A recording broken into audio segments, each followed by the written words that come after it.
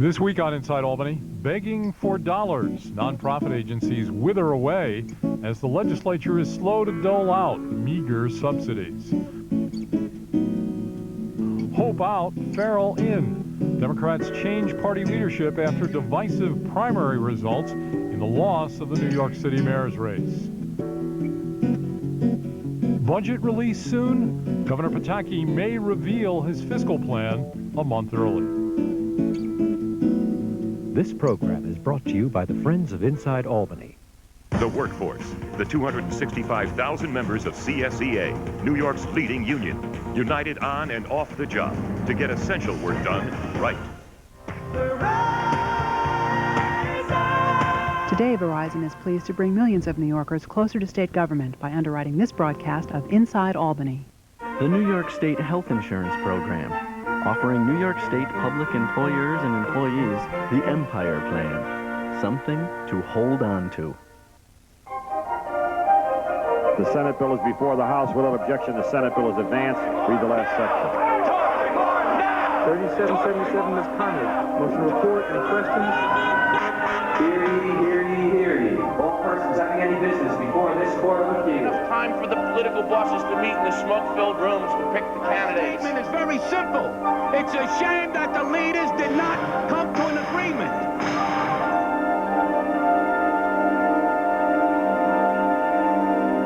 Hello, I'm Lisa Bong-Jensen. The bare-bones budget of August has left many non-profit groups that depend on state funds on the edge of extinction. The legislature promises more money. I'm Dave Hepp. The legislature has yet to deliver on that promise and now acknowledges that the amount will be much less than was originally promised in this fiscal year. We'll get to that story in a moment after this other news. Green light for dredging. U.S. Environmental Protection Administrator Christine Whitman affirmed her dredging order to rid the Hudson River of nearly 3 million cubic yards of PCB contamination. It was another victory for green groups who had lobbied hard against General Electric's campaign to insert stringent performance standards that environmentalists claim could sabotage the project at an early stage. Governor Pataki also lobbied Whitman to exclude the standards at this stage. At the earliest, dredging wouldn't begin until 2005. Although it's almost Christmas, hundreds of nonprofit groups are still waiting for this year's budget allocation. In Buffalo, we had a death last year of a customer who went without utility service and apparently died of hypothermia. For a quarter of a century, PULP, or the Public Utility Law Project, has worked to avert such tragedies. As we look at that matter, in that case, it's pretty clear to us that there were at least 3 or 4 points along the way that, with a little bit of help, this problem would not have resulted in a loss of utility service, and it would not have, there wouldn't have been a loss of life. PULP has assisted welfare agencies, utilities, and regulators to make sure low-income New Yorkers have access to basic services. In an ironic twist, lights could soon go out for PULP itself. We started to run out of money very quickly when we lost the main source of our revenue. And in May, we put everybody on half pay. Executive Director Gerald Norlander says PULP relies on a grant of about $750,000 a year from the state of New York to provide its services. It hasn't gotten a dime since April. Our staff has been here without pay since mid-October. And folks are still coming in. We're pretty confident that the legislature is going to allocate something for PULP. 8 months into the fiscal year, hundreds of nonprofit groups are still awaiting their annual grants from Albany. Some, like Catholic Charities in Albany, are tapping their reserve funds to keep government programs going. We'll provide the service for your families. We'll provide it for the aged, for Alzheimer's, for people with disabilities. Together, we'd like to say, in a partnership with the state of New York, we provide this together. It's a one-sided partnership these days, and it's all on our side. Nonprofits have been whipsawed by this year's contentious budget.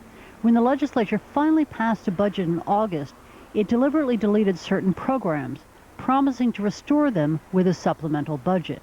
And the attack on the Trade Center changed the entire budget picture for the state. After the World Trade Center attack, which devastated the state treasury, the legislature was forced to slash funding to nonprofits. In late October, lawmakers agreed to allocate $200 million to nonprofits, about a third of what they received last year.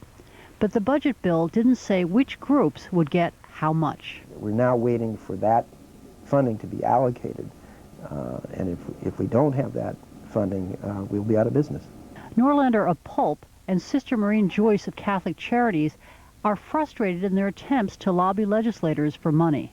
Now when we approach legislators, they say, well, we're not making the decision, or I'm not sure when the decision will be made, and we're not sure how or what kind of process will be used.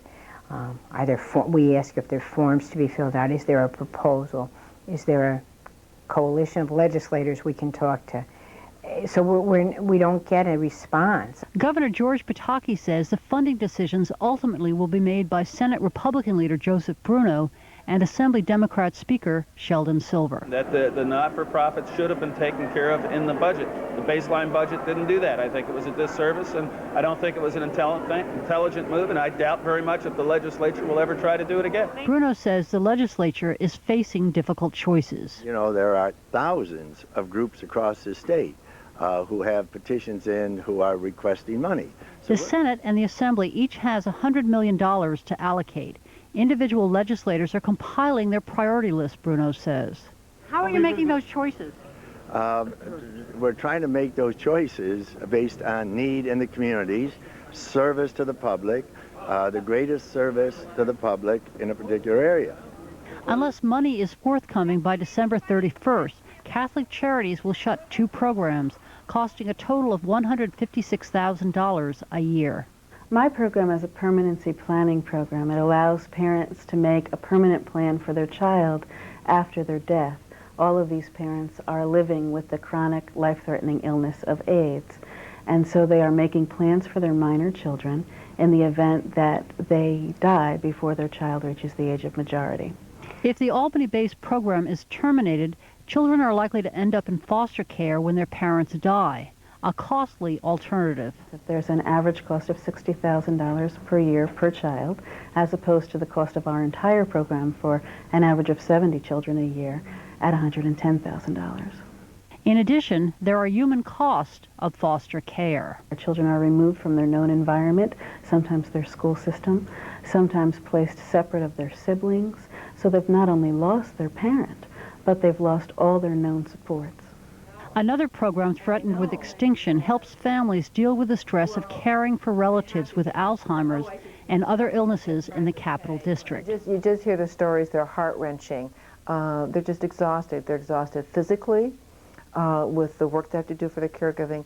They exhaust their finances because they're hooking in their own money. They isolate themselves from friends and other social activities, which causes depression. Marty Hayes' program counsels caregivers. It also provides aides who come to a home so caregivers can take a break. Somebody's literally coming to the home so the caregiver can go out and meet with their friends or take a walk or listen to some pretty music. You know, any of us in our lives need that, where we need something to give us that boost, to recharge us.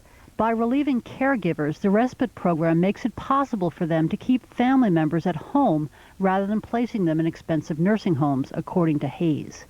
Directors of nonprofit agencies worry about the toll the months of uncertainty is taking on their employees. Our core staff here is very committed and very talented, but I think we're at risk of losing folks very soon if we can't get commitment here from the legislature. Should one of Pulp's 5 employees leave, the organization would lose years of expertise, impossible to easily replace. For a social service agency, a disruption of staff affects client relationships. The trusting relationship in planning for the future of children in our permanency planning, or for an Alzheimer's patient to have a new caregiver coming in, or the caregiver of that person having a new home health aide coming, it really disrupts the continuity of care at least, and really severs that trusting relationship at best. Many nonprofits in good faith have continued to provide services, but when the legislature finally awards grants, there may be too little to cover the expenses they've already incurred. I think it's unfair to social service agencies because the expectation is we'll step up to the plate and we'll sustain programs and we won't close them. Well, we're suffering economically as everyone else, and we just can't do that. But the legislature's hoping that you'll bail them out, at least temporarily. And in past years when we did this temporarily, perhaps we set a precedent that was not good. It's 180 over 90. In the jargon of pop psychology, these nonprofits have served as enablers. They've allowed the legislature to pass late budgets year after year after year because the nonprofits were willing to take out loans and tap into emergency funds to keep the status quo. Now the legislature dawdles again, this time over picking winners and losers in this $200 million lottery. It's a gut-wrenching process. Meanwhile, the nonprofits don't know whether they should close their doors or incur more debts, just in case they get lucky and the legislature gives them money. When will the decision be made? The Assembly and the Senate says soon, but that's it. The publicity when this supplemental budget was passed is that everybody was led to believe that there would be $200 million allocated in this fiscal year. Nobody corrected that belief. We now find out that the nonprofits might get about half of that this fiscal year and the other half next fiscal year. The nonprofits, of course, are in a bind because to complain is to anger a legislator and jeopardize that aid.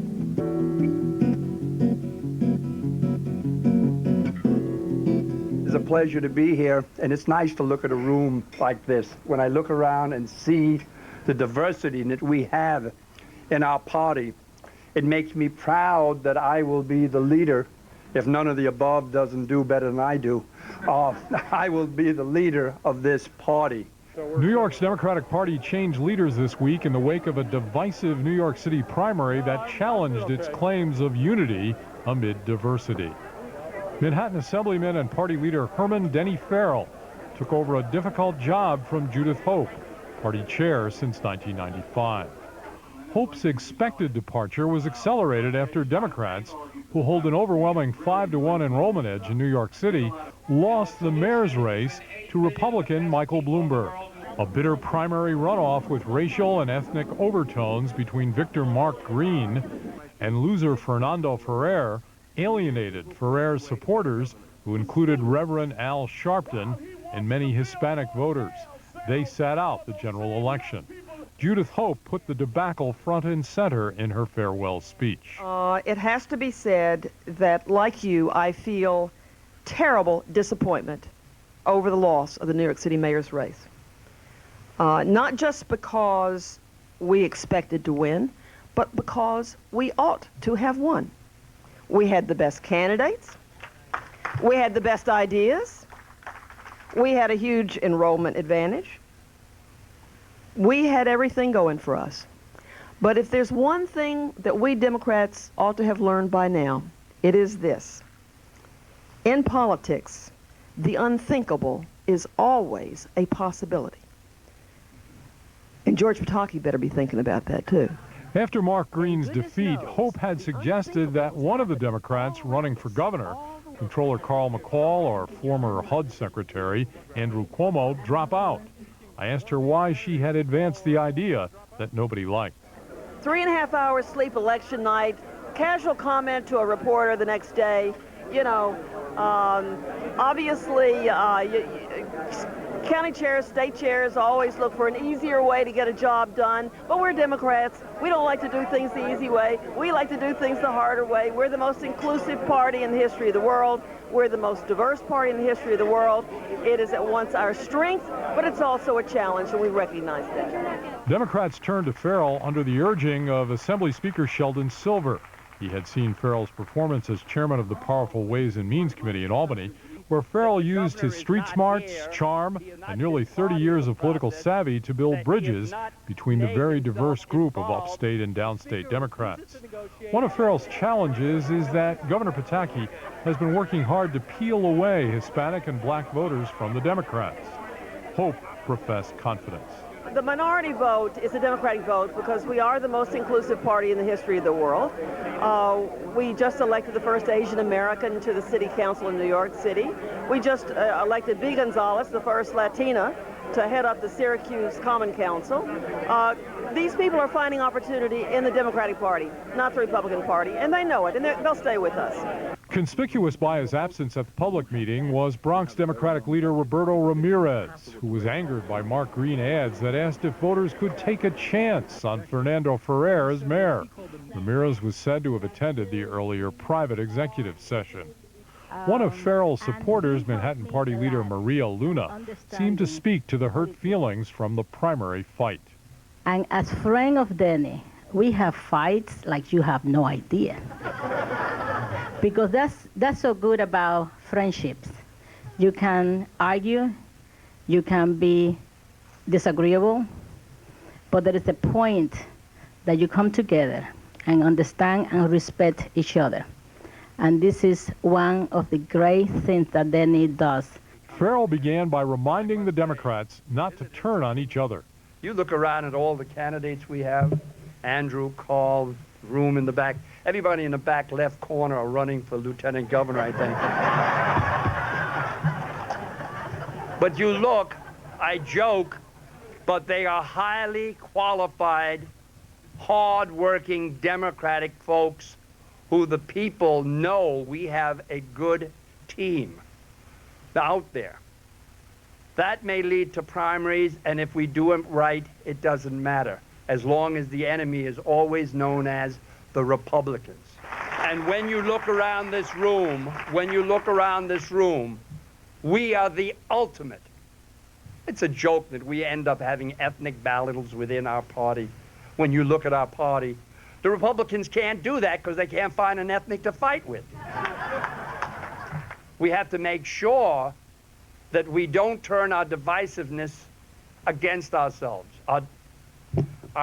Don't turn that which is good in us into a negative. That's the challenge for candidates Andrew Cuomo and Carl McCall. They spoke about the divisive mayoral primary. That was the mayoral primary. This is different. Roberto Ramirez is with me, and so is everybody else. So whatever divisions existed in the party, they do not affect me. I have not been part of them. I have always been someone to unify the party, and I will continue to do so. What happened in the New York City mayoral was in many ways extraordinary, where we did not come back together again after the primary. And that's the trap, and we have to make sure that doesn't happen again. I don't think there's any secret formula. I think it's talking to people. I think it's keeping lines of communication open, keeping tempers down, and then remembering at the end of the day that what brings us together is more powerful than what divides us. But Cuomo was overheard on primary night saying Democrats couldn't let McCall collect on what Cuomo called a racial contract for minority votes in exchange for McCall's support of Ferrer. Did you get off on the wrong foot when you were talking about a racial contract? And could you clarify what you said about a racial contract? I don't. I think that what we did learn was the sensitivity index is way up on all of this stuff. And we were talking the night of the Mark Green primary, how we have to make sure we don't get into this racial battle once again, and we become unified. And we don't organize by race. We are Democrats, and that's what we're all about. And we don't focus on divisions. We focus on what unifies us. Later, Denny Farrell asked for his reaction to Cuomo's original racial contract remark, cut the candidates some slack. In January, there's no wrong foot, and we're not even into January yet. Those comments and comments of any sort, I think the problem is not what people say and take credit for, because that allows the people. I'm not going to be a thought police person. I'm not going to define what he said. Let the voters make that decision. Governor Pataki has been wooing powerful hospital workers union leader Dennis Rivera. I asked Farrell if the Democrats, considering the still remaining bitterness among some Hispanics, should be moving quickly to repair that damage. Right away, I've got to get them to understand that they must be going after Governor Pataki, not each other. That's a simple one. All they have to do is turn the issue onto education, health care.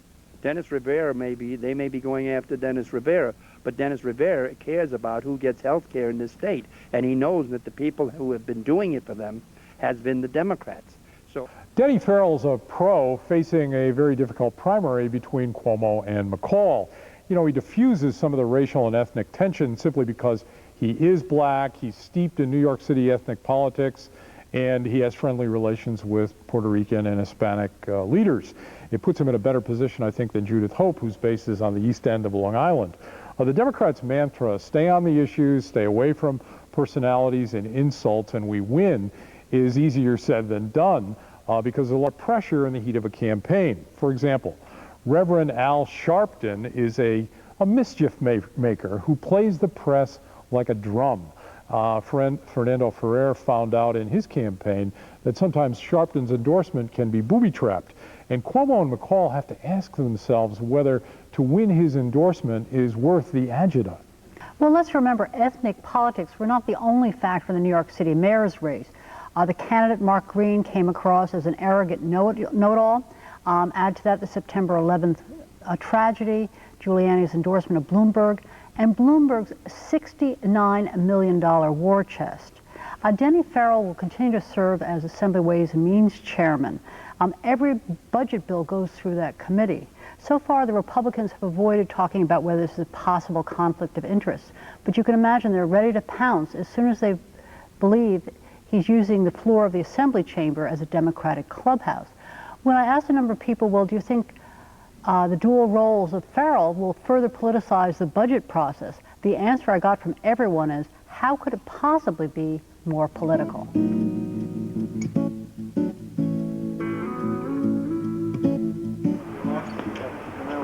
Governor Pataki, who took a walking tour of downtown Troy Tuesday with Senate Majority Leader Joseph Bruno, is weighing the possibility of proposing next year's budget a month early. I'd like to do it as early as possible, consistent with having as much information to make informed and intelligent decisions. So Pataki's budget office predicts the state faces a potential shortfall of $9 billion over an 18-month period as a result of the economic slowdown. But obviously, this holiday season, this shopping season from Thanksgiving through the end of the year, and people filing their tax returns or estimated returns at the end of the year are an important factor as we look at information going forward. So we haven't made that decision. We want to do it as quickly as we can with the maximum amount of information we believe is necessary. According to sources, Governor Pataki may propose his budget as early as December 17th. The fiscal year begins April 1st. The drawback of an early submission is that Pataki would have fewer hard numbers upon which to base his forecast. The governor, who's up for re-election next year, suggests an early bird budget has some advantages. The longer that the legislature has to look at it, hopefully the quicker they would act on it, the better it is. The Republican governor and Bruno toured Proctor's Theater, a vaudeville stage shut decades ago. A New York City developer now wants to incorporate it in a hotel complex. It's the kind of project the state might have helped finance in flusher times. Now, I was on 42nd Street.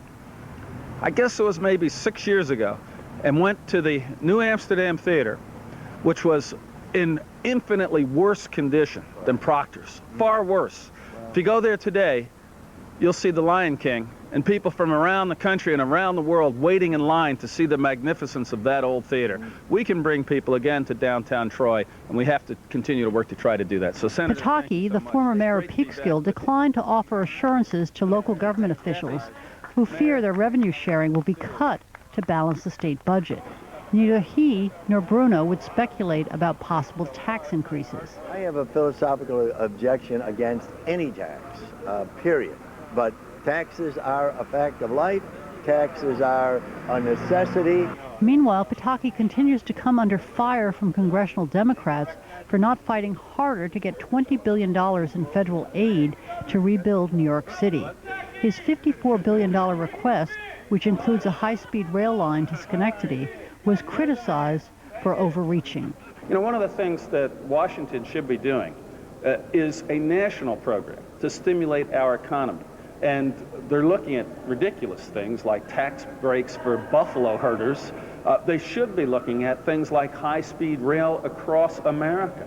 If you look at what happened to our economy and in our society, when the airports were shut down for a few days, it had devastating impact. We should have high-speed rail. It's not related to September 11th, and I never said it was, but it is an appropriate part of a stimulus package that the federal government can do to make our national economy stronger. And as part of that, I certainly do not want New York left out. The governor misspoke. Daniel Patrick Moynihan is the former senator. As we tape on Friday, there's been no decision on when the governor will present his budget. I think this is more about politics than policy. It's more about being able to say, don't blame me that it's late. I gave them the budget back in December. That's it for this week on Inside Albany. If you have comments or ideas, you can reach us at Inside Albany, Post Office Box 7041, Albany, New York 12225. Or you can visit our webpage at InsideAlbany.com. For a videotape copy of this program, call area code 518-426-3771.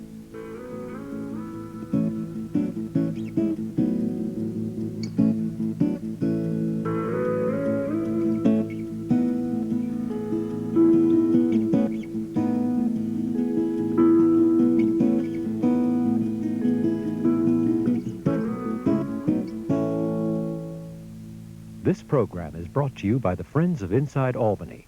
The workforce, the 265,000 members of CSEA, New York's leading union, united on and off the job to get essential work done right. Today, Verizon is pleased to bring millions of New Yorkers closer to state government by underwriting this broadcast of Inside Albany. The New York State Health Insurance Program, offering New York State public employers and employees the Empire Plan, something to hold on to.